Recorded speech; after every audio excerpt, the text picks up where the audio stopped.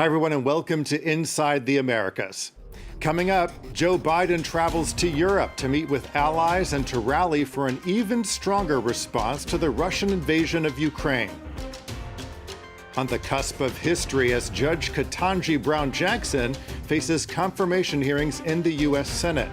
If confirmed, she would be the first black woman to serve on the U.S. Supreme Court. And we'll take you to Brazil, where the horrifying murder of a 24-year-old man is reflecting a deep-rooted racism in the country. Well, we begin with Joe Biden's trip to Europe.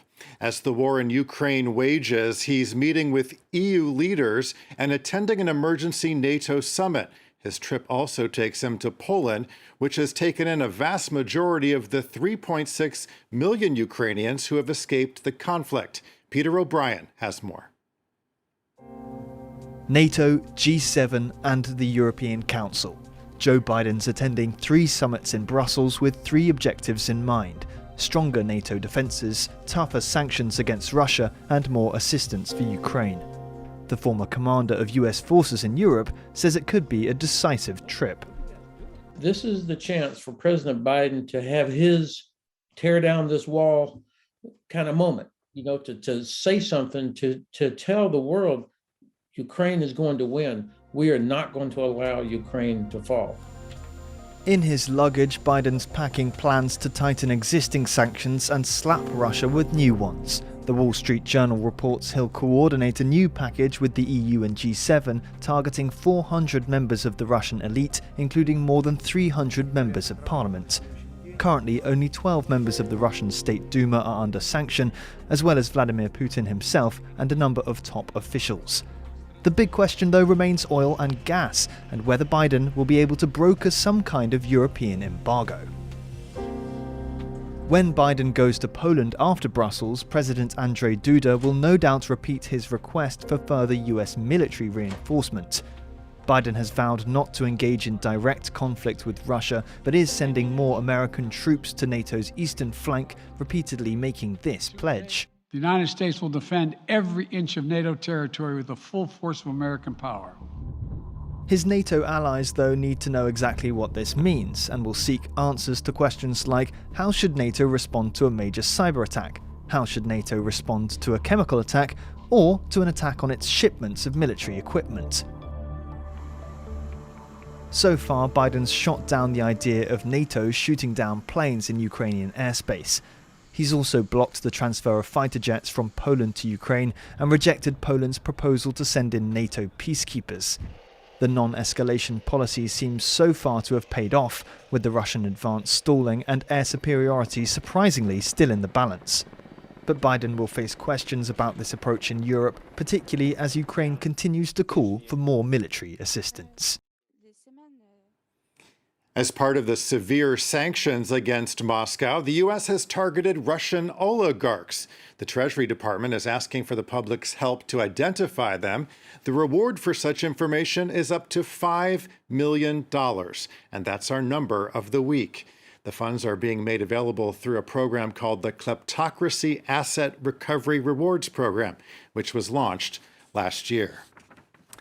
Well, if confirmed, she would be the first black woman to serve on the U.S. Supreme Court.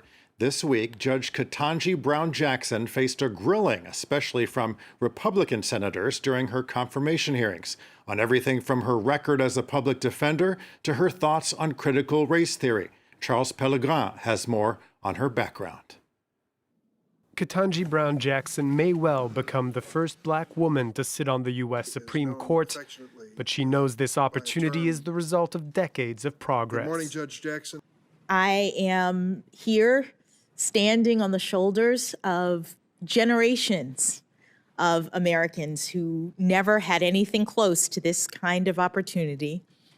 From my grandparents, who had just a grade school education, but instilled in my parents the importance of learning. And my parents, who were the first in their families to get to go to college. An emphasis on education that Jackson has honored throughout her life.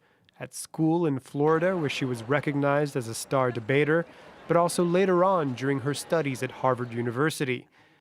During her time in the American court system, she saw every possible facet of the law, in private practice, but also serving as a public defender for people who could not afford their own counsel. It's during that time that she represented 4 Guantanamo detainees. She was then nominated to the U.S. Sentencing Commission by Barack Obama. During her tenure, the bipartisan agency agreed to lower federal drug sentences, leading to lower punishments for 30,000 prisoners. Then followed her time as a judge in district court. She wrote nearly 600 opinions and was reversed less than 12 times. This earned her a reputation as an impartial arbiter, something she may have hinted at with her choice of clothing during the hearings: Democratic blue on Monday, a Republican red on Tuesday.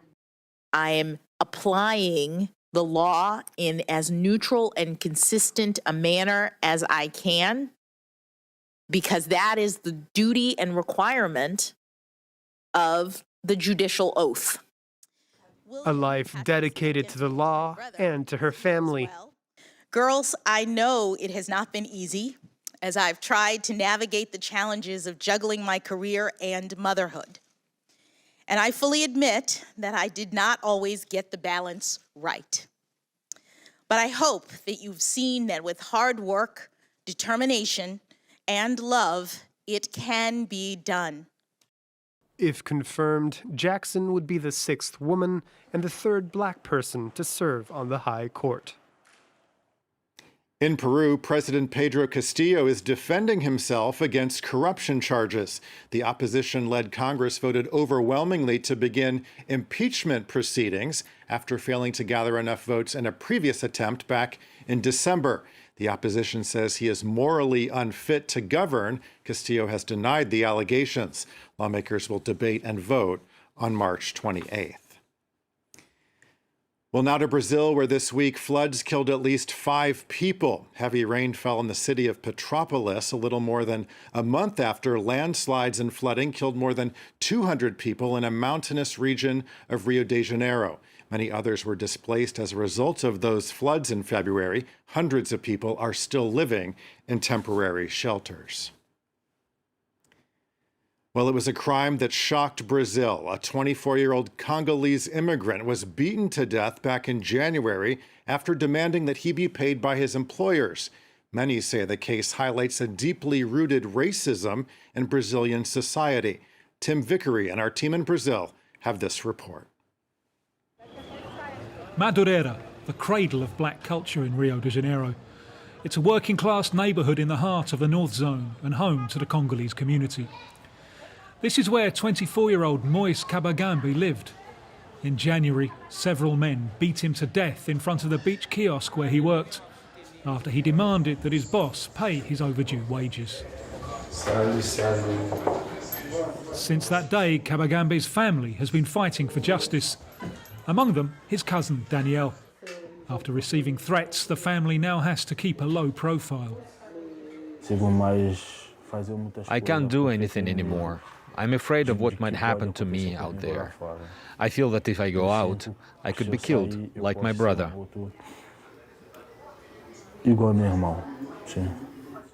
Yvonne, the victim's mother, fled the civil war in the Congo.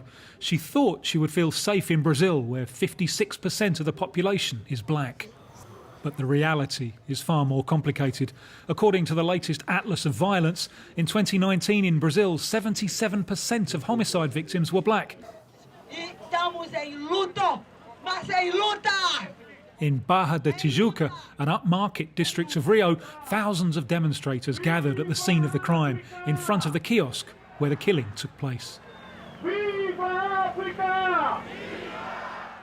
The case has been widely publicised, and the protest was far bigger than Kabagambe's family had expected. Beyond this xenophobic crime, it's racism more generally that these demonstrators came to denounce.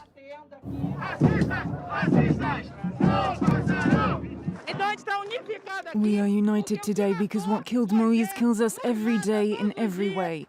Brazilian-style racism, xenophobia, and the fascists in power. But we will overthrow them. We are here to shout, Black Lives Matter, and stop killing us. The Rio Bar Association regularly denounces racially motivated attacks. Rodrigo Mentego defends Moises' family and many others. Files pile up high in his office. The state prioritizes the investigation of certain crimes. When crimes are committed against white people, they are treated seriously. When they are committed against black people, investigations are much slower. Almost all judges in Brazil are white and from rich families. When analyzing a case, they feel much more empathy for their own kind than for a person who is different from them. Just a few days after the killing at the beach, Dorval Teófilo's neighbour shot him 3 times. A white Navy sergeant, the neighbour claimed to have mistaken Teófilo, who was black, for a thief. The 38-year-old father had been on his way home.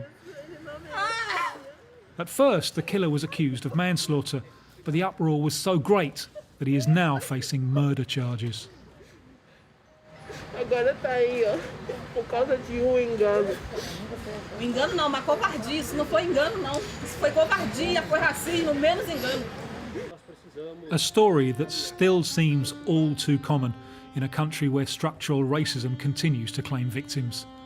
In Rio alone, in the past 35 years, there have been less than 300 convictions for racially motivated crimes. And finally, the happiest place on earth was anything but this week. Disney say gay, we won't go away. Disney say gay, we won't go away. Disney say gay, we won't go away. Employees of the Walt Disney Company staged walkouts to protest what they say is the company's lack of response to legislation passed in Florida. That legislation limits classroom discussion of sexual orientation and gender identity. Protesters are calling on Disney to cease campaign contributions to politicians who support the bill. They also want the company to halt construction at its theme park in Orlando until the state drops the measure. Well, that's it for this edition. Thanks for watching Inside the Americas, and stay tuned for more world news here on France 24.